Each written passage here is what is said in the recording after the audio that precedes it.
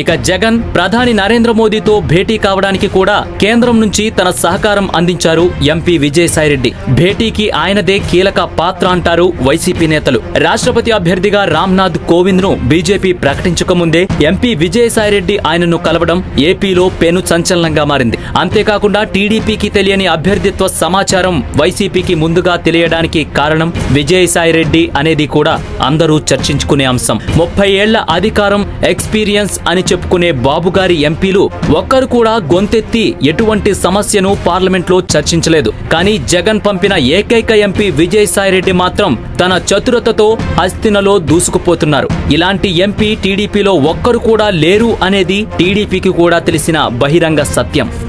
మొత్తానికి నెల్లూరు నుంచి హస్తినలో కీరోలు పోషిస్తున్న విజయసాయిరెడ్డి 2019 ఎన్నికల్లో జగన్ని సీఎంని చేయాలనే కృత నిశ్చయంతో ఉన్నారు.